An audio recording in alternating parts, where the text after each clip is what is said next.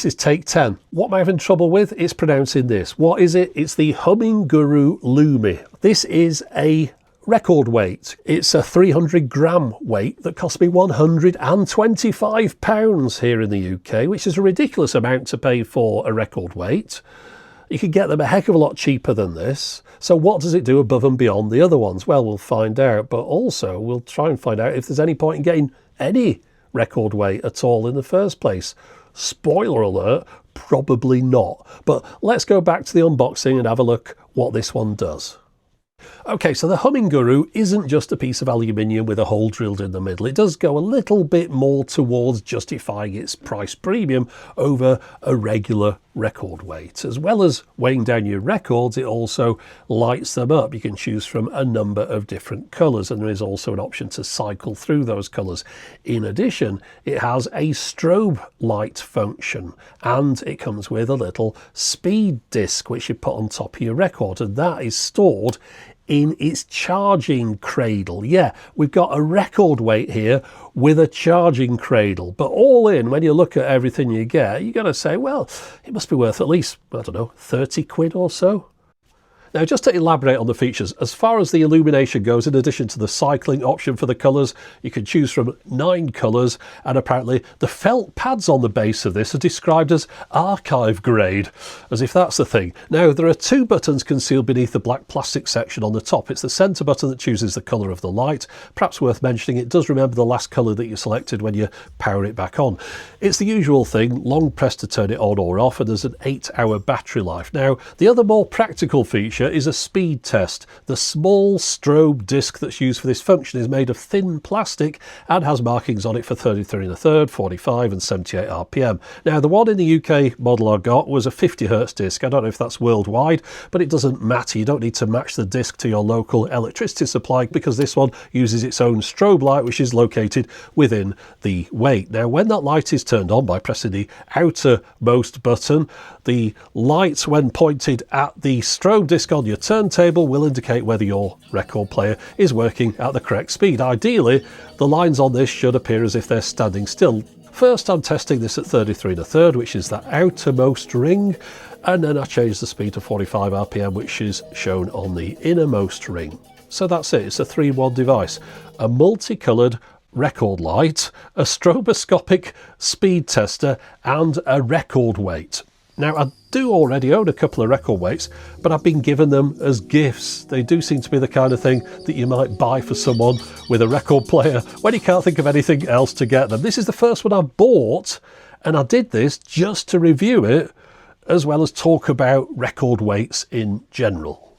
Now, perhaps I need to go back and explain why you might want to get a record weight in the first place. Well, here's my sales pitch. They can look quite nice. That's it. That's all I've got. So perhaps after that massive endorsement, you maybe need a little bit more convincing, some more scientific reasoning behind it. So I thought I'd go to a manufacturer to see what they say when they're trying to sell these things. And the manufacturer I chose was Audio-Technica. As a company, they're long established. They're not the kind of company that's just going to make up a load of guff. You know, you get these companies that you haven't really heard of, and they'll sell you something that'll shave your CDs or put negative ions in the room, and they'll say the same old things that you hear everywhere about it'll improve the soundstage. You get a better bass response.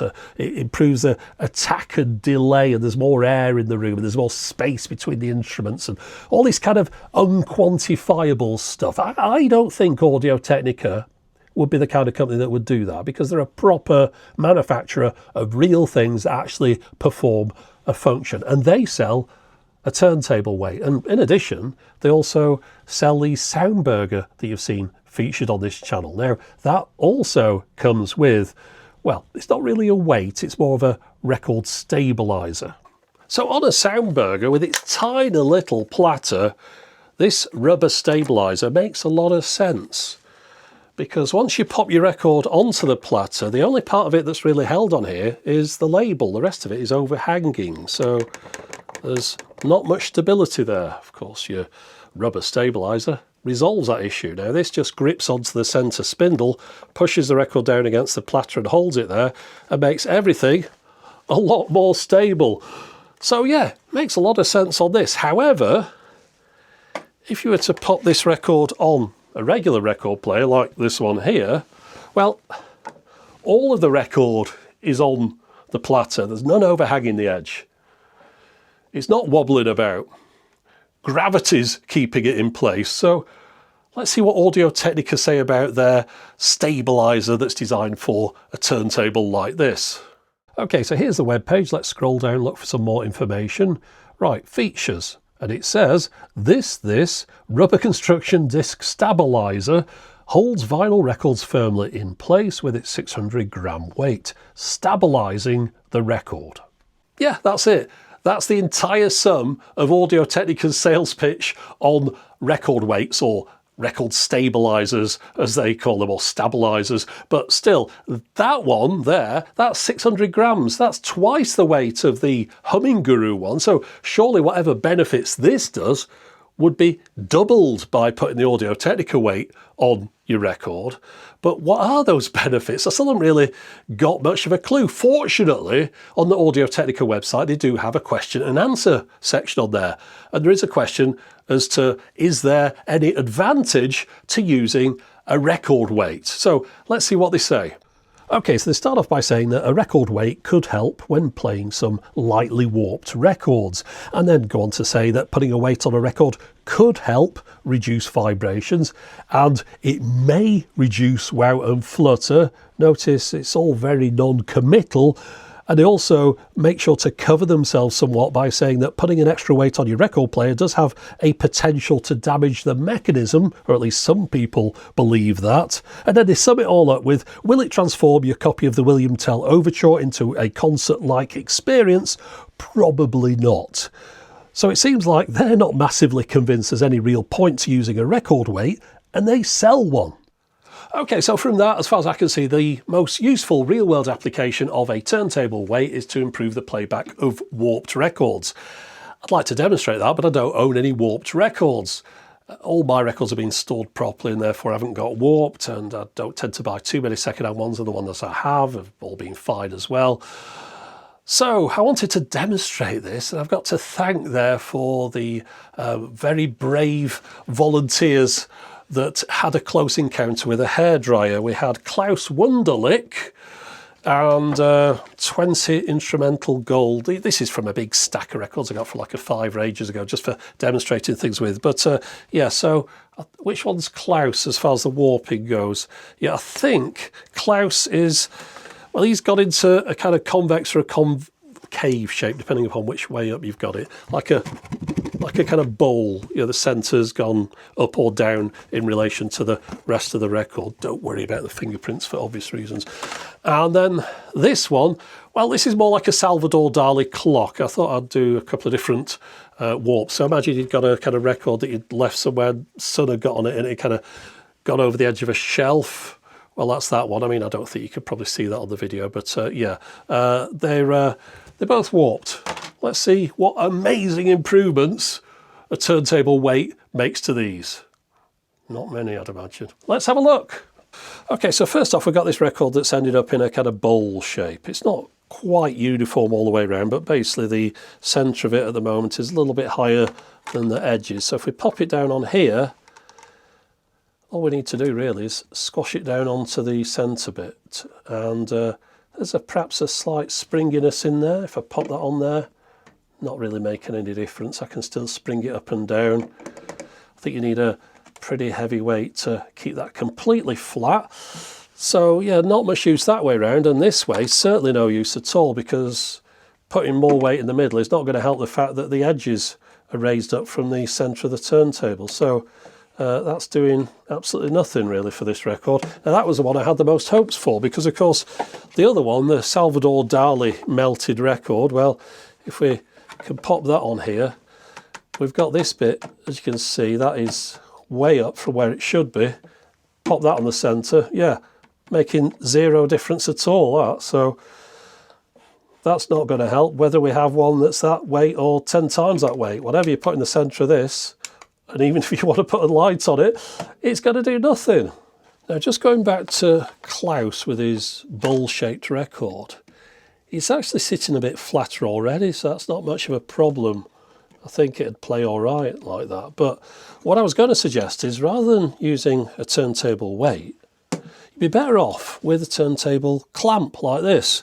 Just a simple thing. It's a disc. There's a bit that you twist on the top that closes up these parts here. So you push that down onto the centre, hold it in place, tighten it up, and now that record is perfectly flat. Of course, it won't do anything about the other side, which is curving away. But as far as this side goes, that's the way to go. And this thing doesn't add very much weight at all and costs very little. So if I had an issue where I wanted to play a convex record and I wanted to flatten it down, you're much better off with a turntable clamp rather than a turntable weight. Okay, so then we're just left with the fact that a turntable weight might reduce vibrations. Now that's vibrations of the record itself, not the whole turntable mechanism. I mean, if you've got your turntable on a surface that's picking up vibrations from when you walk across the room or put your bottle of gin down or whatever, well, that's another issue. That's to do with sound isolation. This is supposedly keeping the record flat down on the platter so the record doesn't vibrate. That's not something I've ever experienced. I don't even know if you better tell if it was something you'd experienced. Again, not really quantifiable. So then we're left with the fact that putting an extra weight on top of your turntable could help with wow and flutter. Now I can understand that, because if you had a cassette deck and it had a big metal flywheel on it like some of the early ones, you might get better wow and flutter on that than one of these ones with a little plasticky lightweight flywheel, because you've got that inertia. And similarly on a record player, big weight on the top, once it starts spinning, it's going to keep spinning more than if it hadn't got a weight on the top, perhaps. But I mean, I don't have any issue with that either. My turntable's working just fine. Hold on a minute, let's test that. I've got the wow and flutter meter, the test record, and as well as the HumminGuru, which remembers 300 grams, we can put on this weight, which is 665 grams, considerably heavier. See if any of that makes any difference to the wow and flutter measurements on this turntable. And again, for anyone that's unaware what wow and flutter is, it's speed irregularity. If you had a constant note, it'd sound wobbly if the speed was moving around. So this record has a 3 kilohertz tone on it, and it plays that, and then this thing listens to it, and if it goes up and down, you'll see the needle move. So let's have a look. Okay, so first off, with no weight on here, we'll just drop the needle down and give it a couple of seconds to settle down. Have a look at the results over here. And with no weight on this turntable, the scores for the wow and flutter are 0.08 approximately. It's hovering around that number for the wow and flutter. We've got the scale set to 0.1 at the very far right, so it's below that. It's 0.08 or thereabouts. Let's try it with a weight. Okay, now probably unadvisable, but I'm just going to keep it going and pop that weight on there. So now we've got 300 grams on the top. We've got the HumminGuru on here, and looking at the stats, it's unchanged. It's still the same as before. No noticeable difference there at all. Right, okay, let's swap it over. And we're going to go to the heavier weight. Now it's probably, again, not a good idea putting this on while it's moving, but I'll just turn it slightly as I'm doing it. Just let it settle down a bit and see what the results are with a much heavier weight, more than twice the HumminGuru. And again, the results are the same. 0.08 or thereabouts. Yeah, so not exactly a shock result there. A turntable weight on this particular record player makes absolutely no difference to its performance. And if you had a cheap, nasty turntable that was suffering from loads of wow and flutter, and you put a big weight on the top of it, chances are more likely you're just going to knacky your record player up than improve anything. So overall, yeah, not sold on the idea of a turntable weight at all. This particular record weight, though, it does more than that. I mean, it isn't just a weight, it's that multicoloured light, which, I mean, you know, multicoloured LEDs cost next to nothing with a little battery inside the thing, which is probably irreplaceable, and of course needs charging up as well. The strobe, that's probably the most useful feature of it.